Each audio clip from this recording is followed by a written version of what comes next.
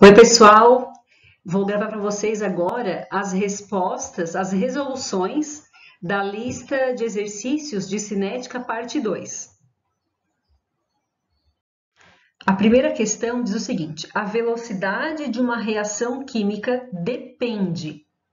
Primeiro item, do número de colisões entre moléculas na unidade de tempo? Sim.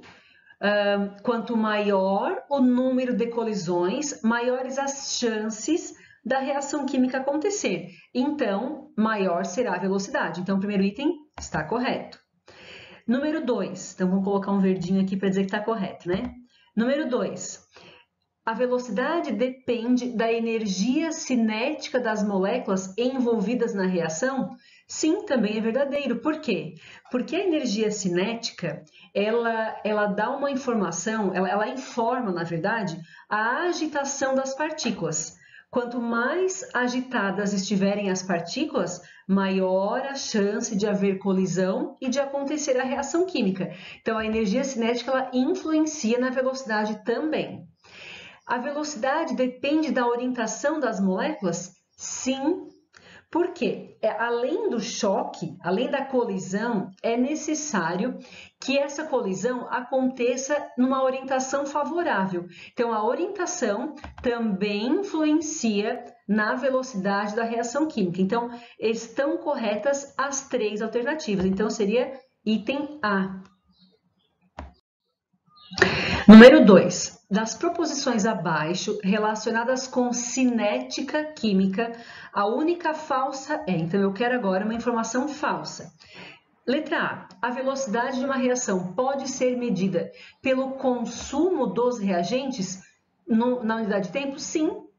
Eu posso verificar, conforme o consumo dos reagentes, eu verifico a velocidade da reação química. É verdadeiro. Então, o primeiro item está correto. Deixa eu pegar um verdinho aqui. Primeiro item, correto. Letra B. A colisão entre as partículas químicas é necessária para que haja reação? Sim. Se não houver colisão, se as moléculas não entrarem em contato e não colidirem, não haverá reação. Claro que não basta só colidir, né? Mas é necessário que haja colisão? Sim. Letra C. Temperatura e catalisador são fatores que influenciam na velocidade de uma reação? Também influenciam, porque quanto maior a temperatura, maior a agitação das partículas, maior será a velocidade. E o catalisador, ele também vai influenciar, porque a presença do catalisador baixa a energia de ativação, logo aumenta a velocidade da reação. Então, os dois itens influenciam também a velocidade da reação. Letra D. A concentração dos reagentes afeta a velocidade da reação? Sim, também está correto. Por quê? Quanto maior a quantidade de reagentes, maior a chance de haver colisão entre eles. Consequentemente, maior a velocidade da reação. Letra E. A natureza dos reagentes não exerce influência na velocidade da reação? Não exerce, aqui diz não exerce. Isso aqui está errado. Por quê? Porque a natureza do reagente influencia sim na velocidade da reação. Se eu estiver considerando um reagente no estado sólido, o mesmo reagente, né? Sólido, líquido ou gasoso, eu vou verificar que esse reagente gasoso, ele vai reagir mais rapidamente do que o líquido e mais rapidamente do que o sólido. Então, a natureza influencia sim. Eu quero assinalar a alternativa falsa, então aqui é a letra E, que está incorreta, que é falsa. A questão 3 diz o seguinte: a velocidade de uma reação global, quando composta de várias etapas, então eu tenho uma reação que acontece em várias etapas. Então, a pergunta está relacionada com a velocidade de uma reação global. Eu vou mostrar para vocês um exemplo aqui, onde eu tenho etapas, né, reações elementares, e a soma dessas reações elementares é que vai me dar a reação global. Então, esta aqui é a reação global, certo? Como essa reação acontece em várias etapas, nós temos que verificar a velocidade de cada uma das etapas. Então, a velocidade da reação 1, da etapa 1, né? A velocidade da etapa 2, a velocidade da etapa 3. Bem, observem que em cada etapa é formada uma substância que será consumida na etapa seguinte. Então, por exemplo, a etapa 1 produziu a substância AB. A etapa 2 consome a substância AB. Então, a etapa 2 só vai acontecer depois que a etapa 1 aconteceu, certo? Bom, a etapa 2 produz a substância AB2, que vai ser consumida lá na etapa 3. Então, a etapa 3 depende da etapa 2, certo? Bem, cada uma dessas etapas acontece com uma velocidade específica. O que eu tenho que observar aqui, qual das etapas é a etapa lenta? Por quê? Porque essa etapa lenta, é que vai determinar a velocidade da reação global. Porque percebam que a etapa 3 só acontece depois que a etapa 2 aconteceu. Então, não importa se a etapa 1 e a etapa 3 são rápidas, porque elas dependem, a última no caso, né, depende da etapa 2. Então, a velocidade de uma reação global vai depender da etapa mais lenta, certo? Então, nesse caso aqui, lendo todos os itens, a letra C diz que a velocidade de uma reação global é determinada pela velocidade da etapa mais lenta. Essa aqui é a resposta correta do item 3. Na questão 4, o carvão é um combustível constituído de uma mistura de compostos ricos em carbono. A situação do combustível, então a situação do carvão, do comburente, o comburente, eu estou falando do oxigênio, tá? Então, para que aconteça a queima do carvão, é necessário que o carbono do carvão entre em contato com o oxigênio. Esse oxigênio pode ser oxigênio puro ou pode ser oxigênio presente no ar atmosférico, tá? E a temperatura utilizada que favorecerão a combustão do carbono com maior velocidade são respectivamente. Então, eu quero assinalar um item que traga o tipo de carvão, o tipo de comburente, que é o oxigênio, e a temperatura que permitem uma reação com maior velocidade. Aqui eu tenho que perceber o seguinte. Primeiro, com relação ao tipo de carvão, né? Eu vou verificar a superfície de contato. Então, quanto menor o tamanho do reagente, no caso do carvão, maior a superfície de contato, maior a velocidade. Imaginem duas situações. Então, eu tenho duas situações. Numa churrasqueira lá, o carvão num tamanho grande, vou colocar fogo ali, vai pegar fogo naquele carvão. E numa outra situação, aquele mesmo carvão foi quebrado em pedacinhos bem pequenos. Qual dos dois queima mais rapidamente? Obviamente, aonde eu tenho carvão em menor tamanho, ele vai queimar mais rápido. Por quê? Porque ele vai ter mais superfície para contato com o oxigênio do ar atmosférico. Então, quanto menor o tamanho do carvão, maior a velocidade da reação, porque tem maior superfície de contato. Primeiro item. No segundo item, é com relação ao comburente, né, o oxigênio. Eu posso, no caso dessa queima que eu falei anteriormente, do carvão queimando ao ar livre, né, ele está misturando carvão com oxigênio presente no ar atmosférico. Então, eu tenho ar atmosférico, eu tenho uma mistura de gases. Eu tenho oxigênio aqui no meio, ok, mas é uma mistura. Mas eu tenho a opção de ter o oxigênio puro também. Se eu tiver oxigênio puro, eu tenho uma maior concentração de reagente. Lembrando que quanto mais oxigênio estiver presente, maior será a velocidade da queima, certo? Então, eu vou preferir o contato do carvão com o oxigênio puro. E se eu tiver, com relação à temperatura, quanto maior a temperatura, maior o grau de agitação das partículas, no caso das partículas de oxigênio, maior será a velocidade. Então, eu vou procurar um item que traga carvão em tamanho menor, eu vou procurar um item que traga oxigênio puro e uma temperatura maior. Então, verificando aqui, eu vou comparar então carvão pulverizado com carvão em pedaços.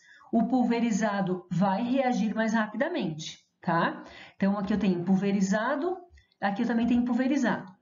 Os outros eu já vou excluir. Aí eu vou verificar agora a presença do comburente. No item B, traz ar atmosférico, é uma mistura de gases. No item D, traz oxigênio puro. Eu vou preferir oxigênio puro, porque eu tenho maior concentração de oxigênio. E, por felicidade, né? Aqui nesse mesmo item D, eu tenho a maior temperatura, 100 graus Celsius. Então, com certeza, o item D traz os 3 itens que contribuirão para uma maior velocidade da queima deste carvão, certo? Número 5 traz a reação A mais 2B formando P se processa em uma única etapa. Essa informação aqui é muito importante, porque se ela acontece numa única etapa, eu vou considerar estes coeficientes aqui, ó, o 1 e o 2, para montar a equação da velocidade, certo? Bom, pergunta então, qual a velocidade desta reação se o K vale 0,3, a concentração do A vale 2 e o B, a concentração do B, vale 3 molar. Lembrando que esse M maiúsculo é mol por litro, né? É o mesmo que mol por litro. Bem, primeira coisa que eu preciso fazer aqui, então, como foi dito que é uma reação em uma única etapa, a fórmula da equação da velocidade vai ser dada por a constante K multiplicando as concentrações dos reagentes, cada uma elevada nos seus coeficientes. No caso, o coeficiente que vinha daqui, né? O 1 para o A e o 2 para o B, certo? Então, eu vou montar a minha equação da velocidade, vai ser velocidade igual a K vezes concentração do A elevado na 1 vezes concentração do B elevado na 2. Pessoal, isso aqui só é possível porque aqui foi dito, acontece numa única etapa. Se fossem várias etapas, eu não poderia fazer isso aqui, certo? Bom, agora eu vou substituir. Então, o K vale 0,3, a concentração do A vale 2 e a concentração do B vale 3. Eu tenho que elevar o 2 na 1 e o 3 na 2, porque são os coeficientes de A e B lá da equação lá de cima, né? Resolvendo isso daqui, então 0,3 vezes 2 na 1 é 2, 3 ao quadrado é 9, multiplicando tudo isso daqui, vai dar uma velocidade de 5,4 mol por litro por minuto, item A. Bom, de onde veio essa unidade aqui, mol por litro por minuto? Eu vou lá nas minhas informações e verifico, olha, aqui eu tenho litro, mol e minuto, aqui eu tenho mol por litro, né? Então, é mol por litro por minuto, ok? A questão número 6, então, diz o seguinte, na decomposição térmica da amônia, é expressa pela equação. Então, eu tenho a equação 2NH3, a amônia é o NH3, tá? Então, aqui eu tenho a reação de decomposição do NH3, da amônia, e aí ele diz que duplicando-se a concentração do NH3, a velocidade da reação ficará inalterada, 2 vezes maior, 3 vezes, 4 vezes, enfim. Eu quero saber como é que varia a velocidade desta reação, duplicando-se a concentração do NH3. Então, eu tenho que saber aqui qual é a equação da velocidade. Bem, sendo uma reação em uma única etapa,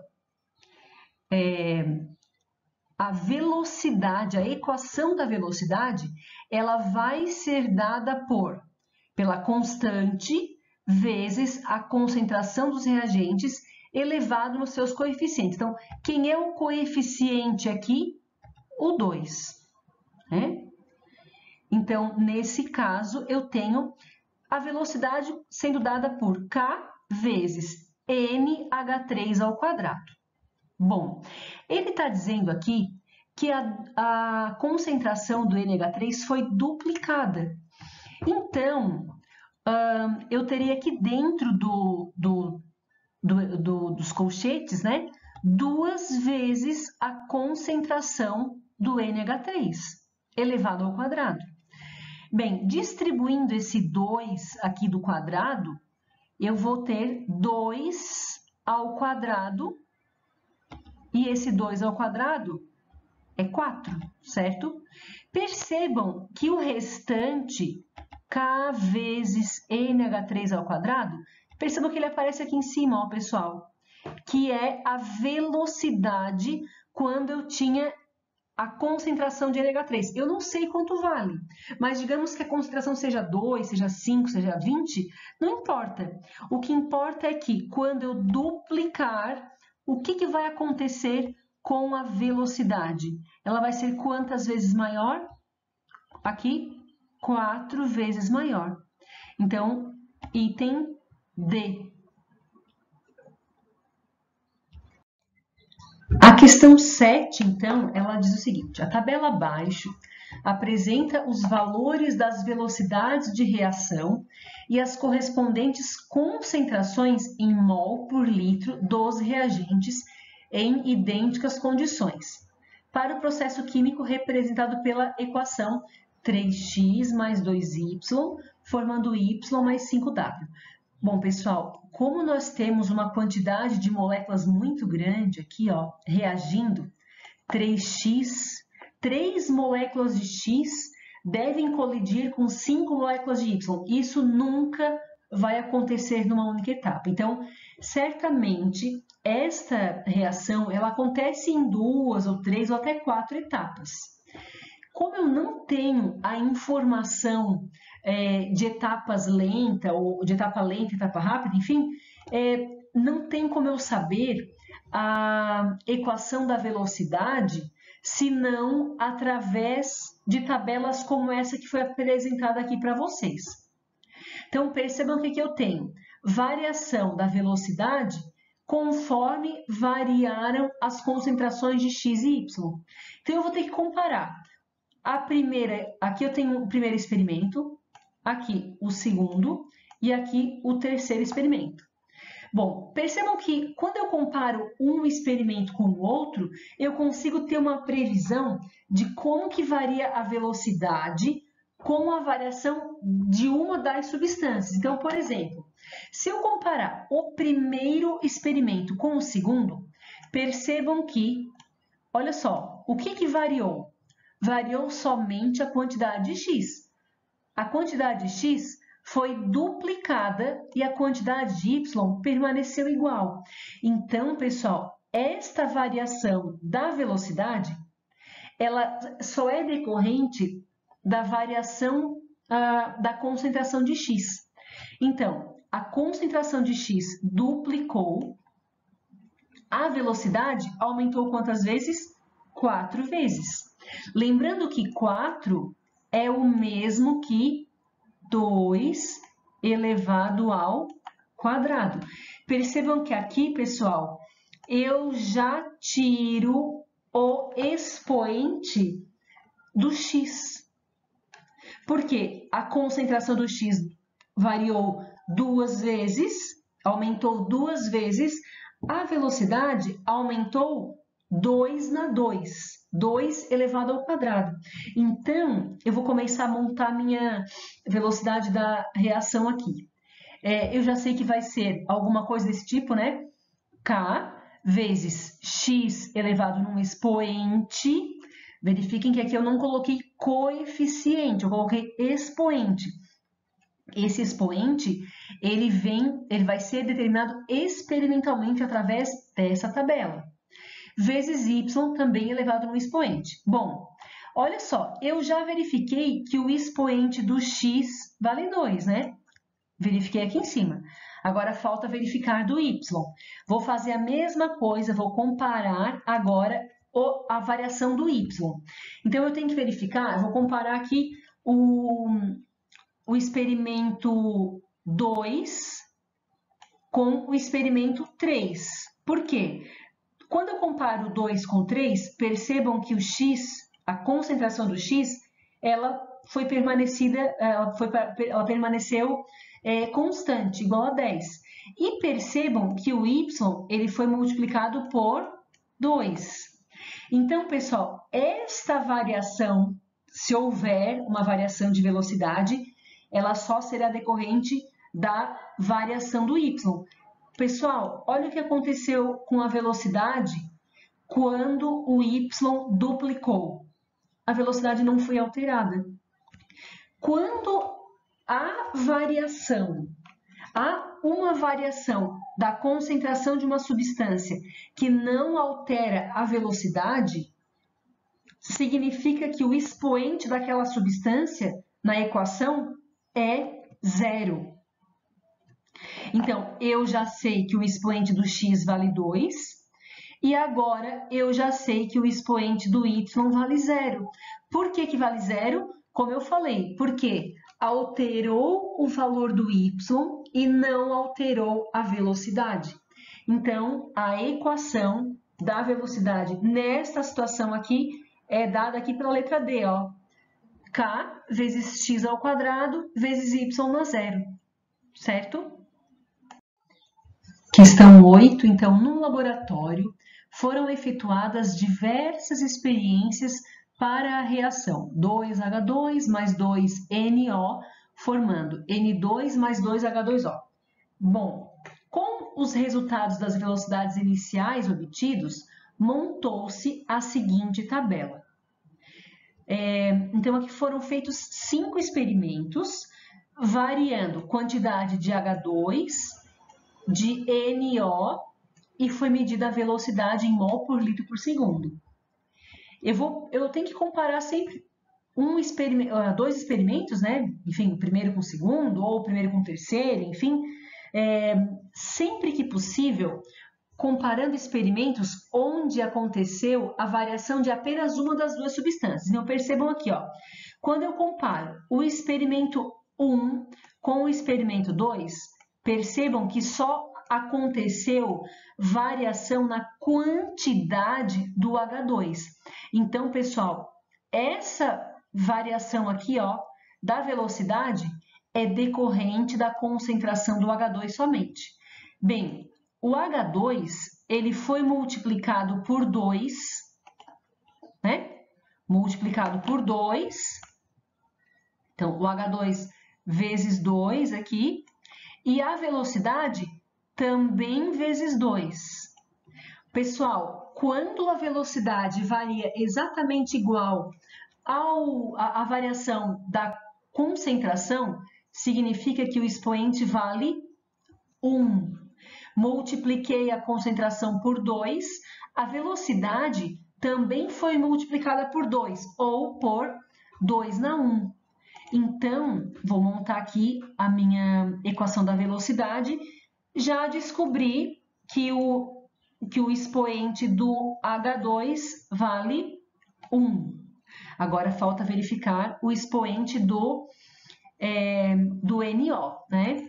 Bom, agora eu tenho que verificar qual experimento que eu vou comparar.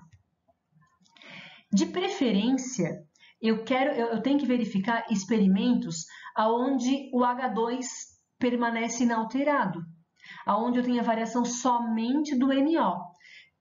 Percebam que quando eu comparei o experimento 1 com o experimento 2, pessoal, não houve variação do NO, certo?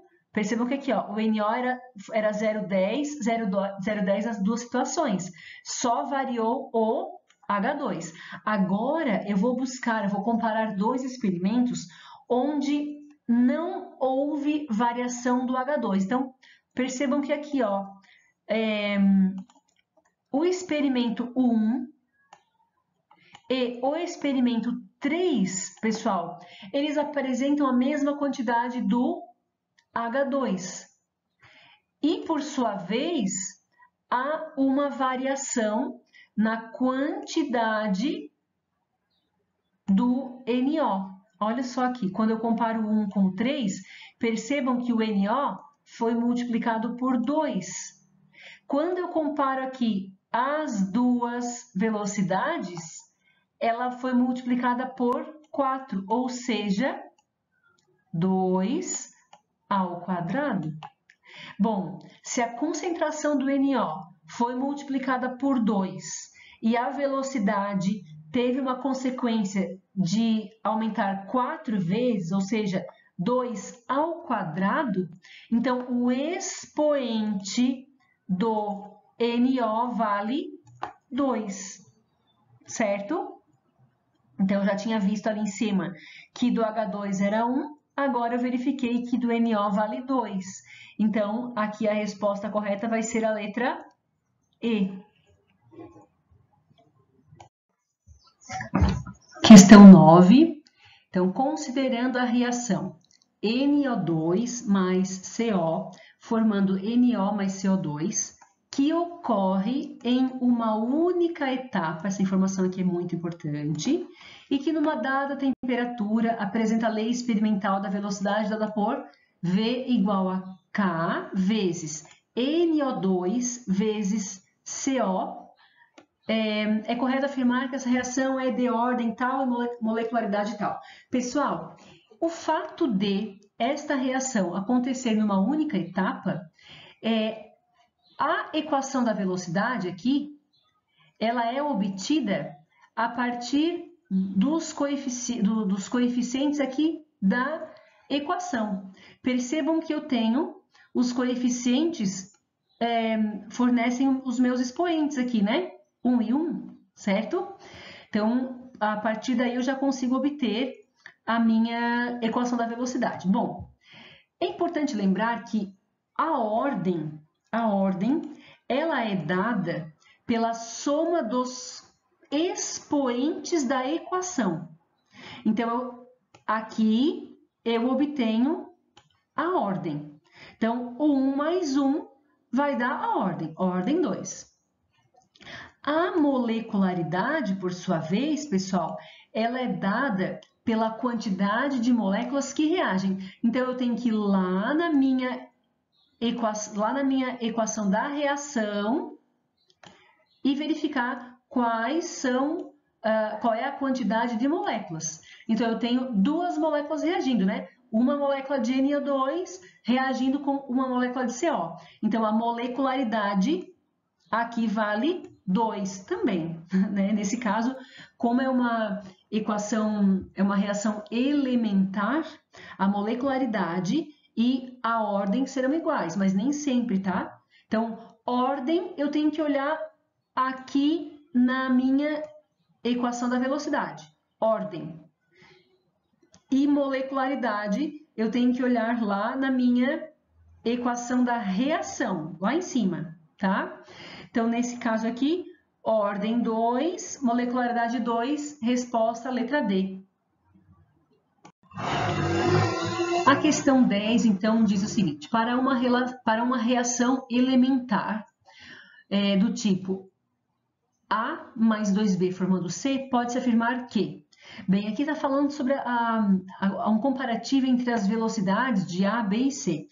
Pessoal, quando eu comparo as quantidades e, por consequência, as velocidades das substâncias, eu preciso verificar, são os coeficientes aqui, né? Então, eu tenho 1A, 2B e 1C. O que indica isso? Significa que para cada uma molécula de A, 2 moléculas de B e uma de C vão variar, né? E por consequência a velocidade.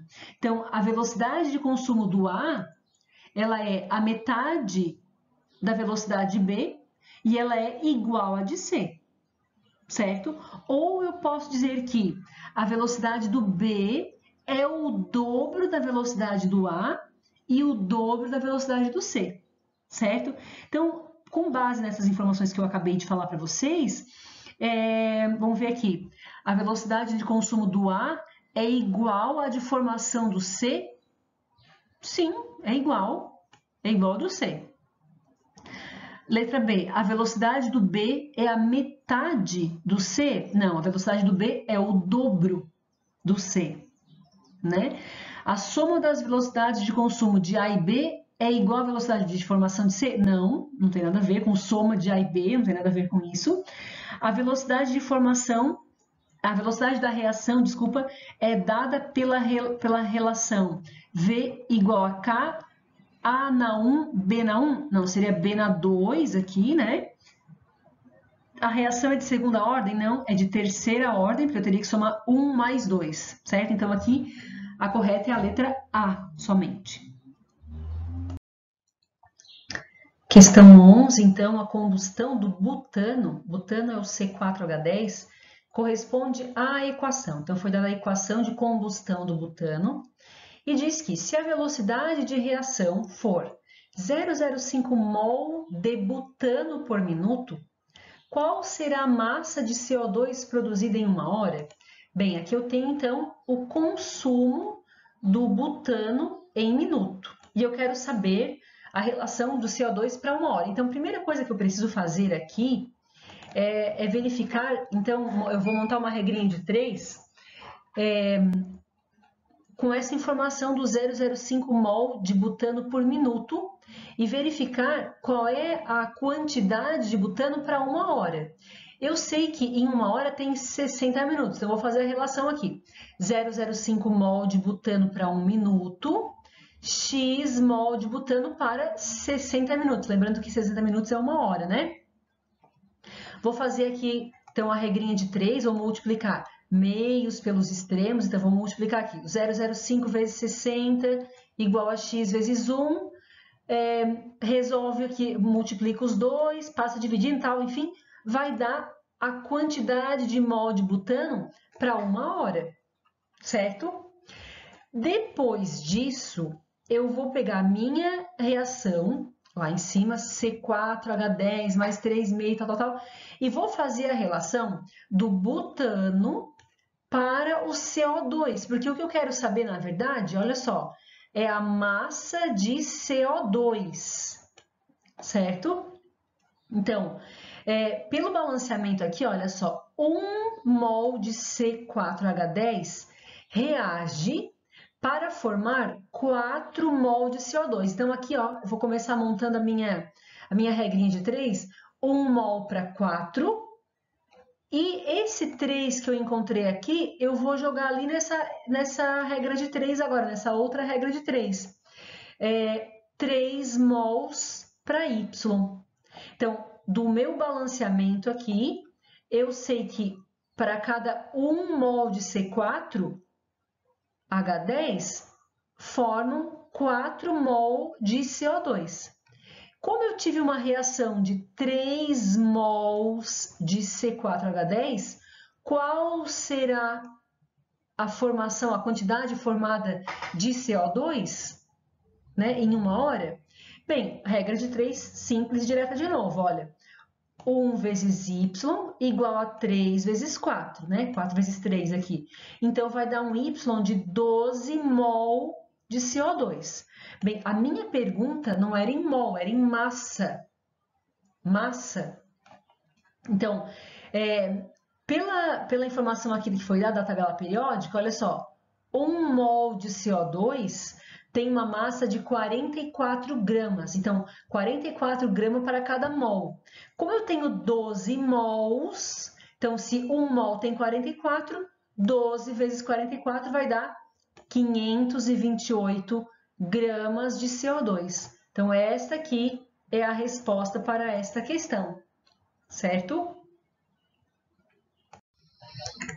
E por fim, então, a questão 12 aqui, uma boca de fogão a gás queima 5 litros de butano por hora. Qual a velocidade da produção de gás carbônico nesta reação em litros por hora, nas mesmas condições de temperatura e pressão?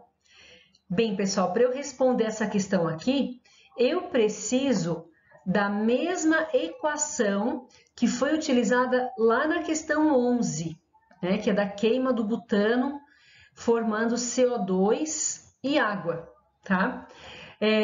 Eu vou relacionar aqui, então, eu vou verificar, né, os coeficientes do butano, que é do C4H10, que é 1, e o coeficiente do CO2, que é o 4, porque são as duas substâncias que foram relacionadas ali em cima, né? O butano e o gás carbônico, CO2, tá? Então, eu vou montar a minha regrinha de 3, olha. Para cada 1 litro de C4H10, 4 de CO2 é formado. Se eu tenho 5 litros, o enunciado me disse, né? 5 litros lá em cima, ó, do butano. Então, se eu tenho 5 litros queimando, qual será a quantidade de CO2 formada? Regrinha de 3 simples e direta, né? Vou multiplicar meios pelos extremos. Aqui, então, 1 vezes x é igual a 4 vezes 5. Respondendo aqui, resolvendo isso aqui, vai dar os 20 litros por hora de CO2. Então, essa aqui é a resposta da questão 12, certo, pessoal? Bem, então aqui eu encerro esse questionário, né, da parte 2 de cinética. E na próxima aula eu vou enviar para vocês um questionário que vai valer uma nota, né, uma avaliação dessa parte do conteúdo de cinética. Certo, pessoal? Então, façam com bastante atenção, refaçam essas questões com bastante atenção e que na próxima aula eu vou enviar um questionário valendo nota. Valeu, pessoal? Até a próxima, então. Obrigada!